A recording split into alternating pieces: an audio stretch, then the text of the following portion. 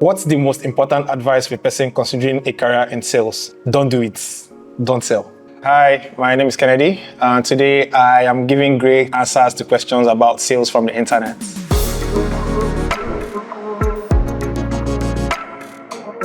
First question I'm going to start with is B2B versus B2C sales. Which one is easier? Personally, I would say B2B is easier because it's more structured. You get to talk to the businesses. It is a more direct approach to it. B2C feels like you're selling to the masses. Like there's no structure to it. You're literally talking to everybody on the road and you can't properly put a structure to it. I like structure. So B2B for me, I would say is easier.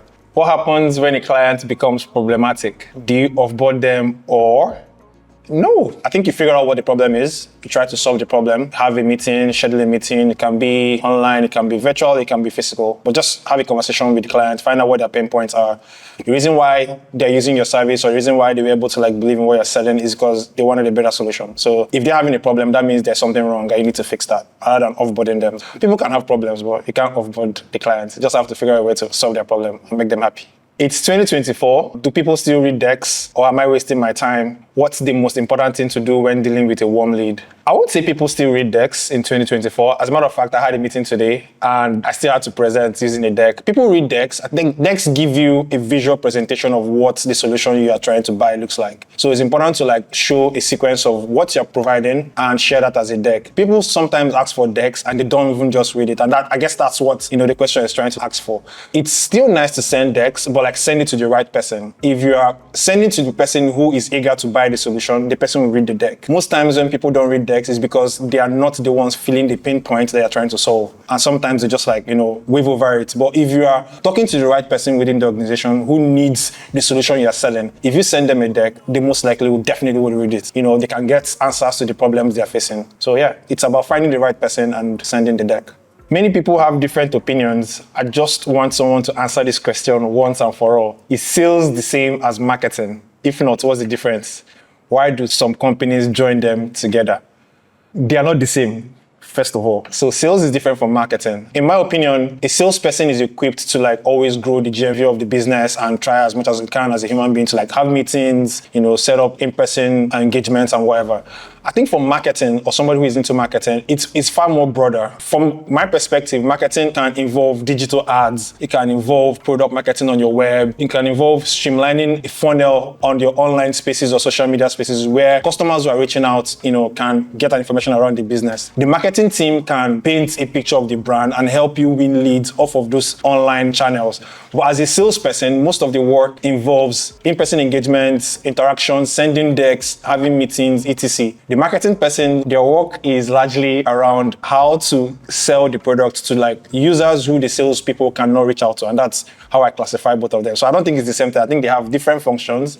But in a way, at the end of the day, they are both trying to grow the bottom line of the business. So I see why people can confuse that, but they're not the same role. How does sales commission work? Sales commission is basically, as a layman, what you would tag reward for your hard work. Basically, as a salesperson, the more you sell, the chances are that your company must have issued or given you a percentage of your earnings that will come in as a commission based on the work you've done. So as a salesperson, the idea is always trying to meet whatever quota you've been given in order for you to get that commission. Most times, commissions are always heavy because they are always tied to a target. So the more you're able to meet your target, the more likely you are to get those commissions. And commissions are always nice. Every salesperson looks forward to their commission, whether it's on a quarterly basis, whether it's on an annual basis.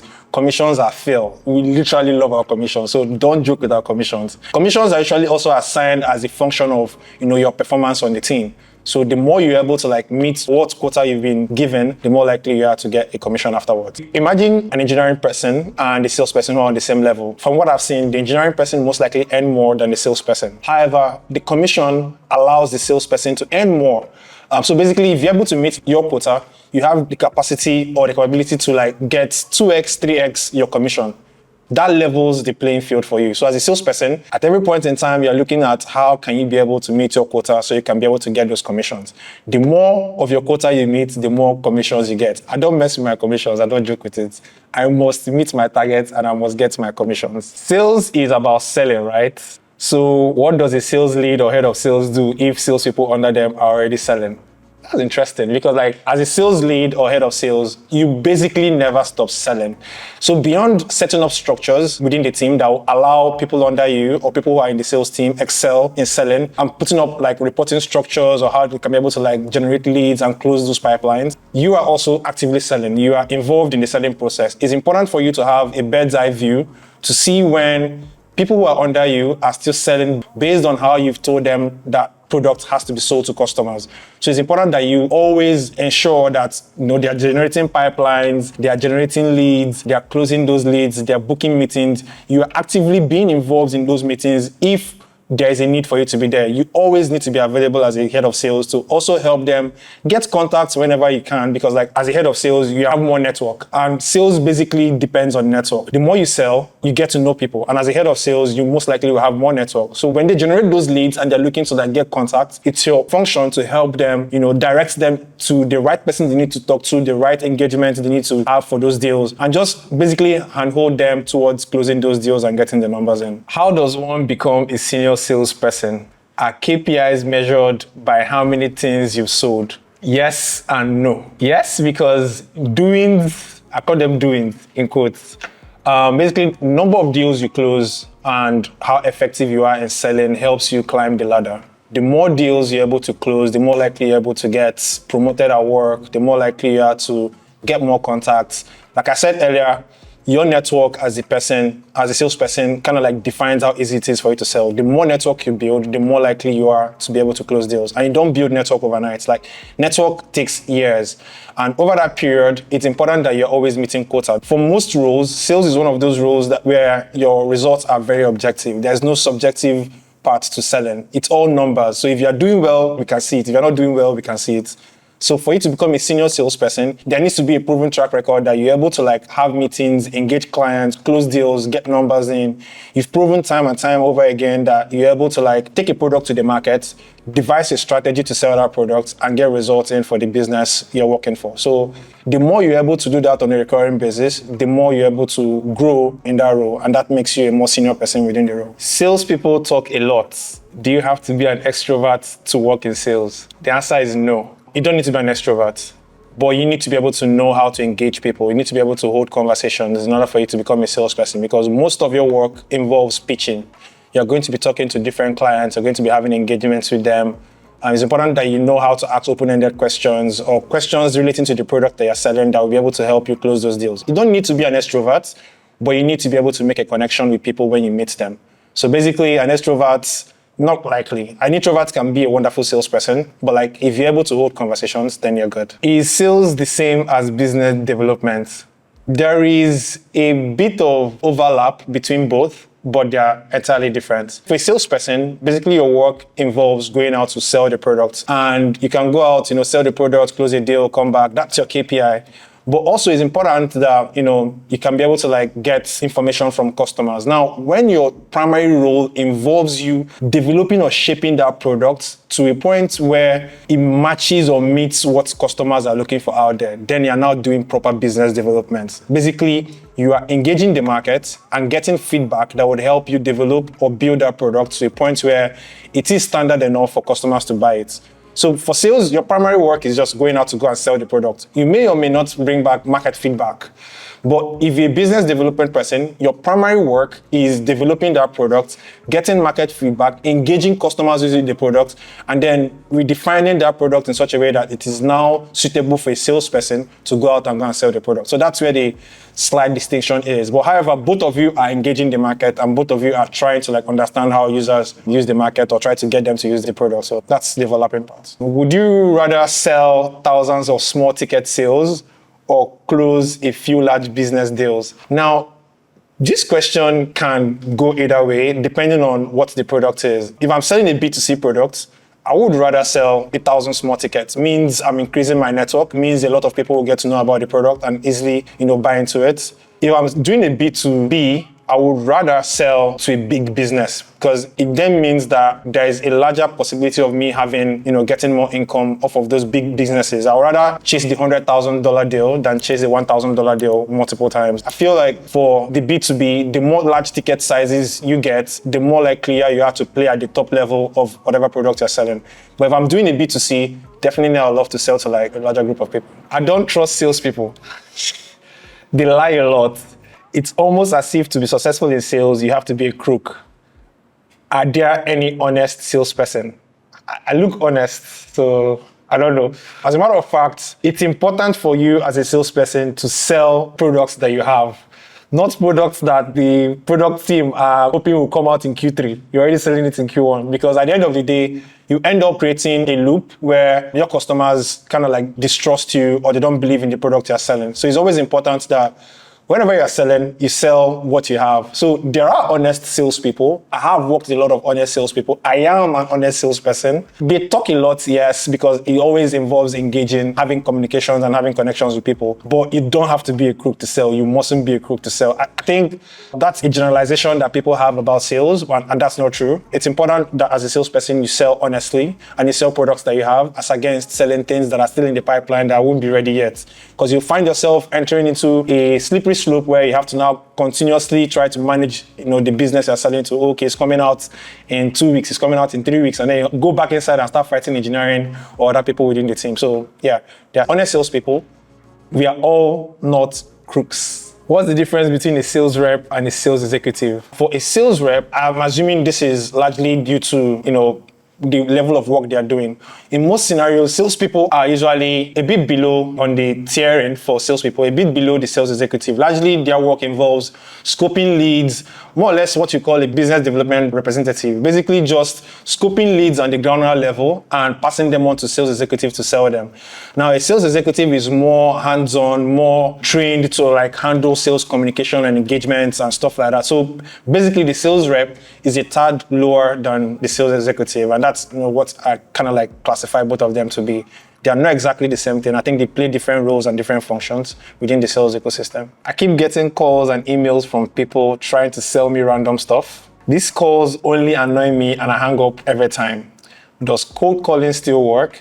How do these salespeople even get numbers or know who to call? So cold calling still works. Cold calling is basically one of the ways for you to be able to like get contacts to people. So there's cold calling, there's cold emailing. And today a lot of people use that to like get connections to new businesses. Obviously, when you enter any information on Google, things are going to come up, information about the business is going to come up. A salesperson is as good as their capability to research. If you're able to like be at FBI, I call it FBI, quote unquote, because you're always looking for information around people. You're always looking for people on the internet, the right person to speak to. You're on LinkedIn, you're on Google, you're on whatever file. It's amazing the amount of information that is on the internet today that people have access to for free. So as a salesperson, you always have access to those information because they are on public spaces, and you can be able to like ring up a person and introduce yourself, and what you're trying to like sell to the person. Now, most times, obviously, it's not going to come off successfully because the person might not be willing to buy whatever you're trying to sell. But it does work. There are situations where I've called a business number that is tied to your product or, a business, and someone on the other end picks up and I have a conversation with them and I book a meeting off of that. So for them to have, a number that is publicly out there means they are open to getting people to call them or open to having someone call them. So when that happens, sometimes you get lucky, but sometimes you don't. What's the most important advice for a person considering a career in sales? Don't do it. Don't sell. I'm joking, actually. The most important advice I can give you is not to take things personal and always to keep an open mind. I think with the business, you're going to face a lot of no's and a lot of rejection. It's important for you to know how to handle rejections and objection handling from clients. And, nobody really likes to get rejected or get a no for an answer. But in sales, it's something you're going to come across a lot of times. And if you don't know how to deal with it, if you don't have the capabilities to build yourself around whatever rejection you've gotten and change a no to a yes, then you find out it can affect the way you sell. It can affect your confidence in selling. So my greatest advice is don't take anything personally. There are going to be a lot of no's. Figure out how to walk around your nose and turn them to a yes. What's your favorite software for sales and how do you pay for it? My favorite software for sales would be Pipedrive. Pipedrive is a CRM tool that allows you log your deals and track your deals from different sales processes as laid down within the company. It gives you access to emails. You can be able to track, email opening, track your deals, set activities for the day, to-do list, etc, etc. So it's basically a sales CRM. And I love it because of how simple it is and how easy it is to have other team members and collaborate with team members. We usually use virtual cards to pay for it, and it's a very, simple subscription plan. So we just put our virtual cards on the plan and get debited every month. Do you need a perfect product or service before you can sell? Is there really anything like a perfect product? I don't think so. I don't think any product is perfect because you're always iterating and you're always improving your product. So I don't need a perfect product to sell. I need a functional product to sell. If the product solves the problem which it's set out to solve, then we are able to sell something. Most times, if there is no solution that the product is offering, a real solution that the market needs that the product is offering, then it becomes very hard to sell the product. So at any point in time, it's important that whatever product you're putting out there or service you're putting out there is solving a real life problem, and then it becomes easier for you to sell it. Then comes the whole unique selling points part of it that just comes up afterwards. But it has to be a functional product for you to sell it. Since sales is a numbers game, what happens when salespeople don't meet targets? Yeah, okay, so if you don't meet your targets, two things can happen. One is that you get drafted into a performance improvement plan where we now monitor your activities, how many people are in your leads list, how many people are in your pipeline, how do you engage them, how do you sell, what's the biggest challenge you have with selling this product. We have a heart-to-heart talk to find out what your problems are. Is it me or you? Let's find out where the problem is. Is it the product, or is it that you're not a good fit for the product or you don't know how to sell the product? So we have those conversations, put you on a performance improvement plan, and then we see how things improve from there. But when you don't meet your target afterwards, then it's clear that we most likely are not a good fit. Either you don't understand the product you're selling and you're unable to sell it, or you don't have the capabilities to sell those products. So that is where we cut our relationship and call it a day. But we hope never to get to that point. I keep seeing YouTube sales and finance bros brag about how much they earn per month from selling. Is sales really a lucrative career? So basically, I think any career can be lucrative. It doesn't really matter what field you're in. It's a subject of how good you are at the job, your clientele base, your branding, how you provide services to people, and the level of quality you ascribe or give to people in the work you're doing. Most times, people just come out and advertise, a quick win, buy this and tomorrow you are rich. I don't think anything works that way. I think it takes time for you to build expertise. It takes time for you to build specialty. The more you're able to provide services that rank very high and people enjoy, the more likely you are to be lucrative in whatever you're doing. So you see people who are even doing menial jobs, but they are able to afford things that people who are doing better jobs, who think they're doing, a higher-end job, are most likely not earning. And there are so many instances where you can meet people who aren't doing a job that you would consider a lucrative job, but guess what? They are lucrative, they are making a lot of money off of it, and they're making a kill. So would I say sales is a really lucrative career? It depends on how good you are with selling, and you can make it a lucrative career for yourself. Grey8 Answers is powered by Grey. With Grey, you can open a UK, US, and EU bank account from your phone or laptop for free. Receive, send, exchange, and manage multiple currencies, including stable coins, and get a virtual dollar card all in one app. Visit grey.co to get started for free.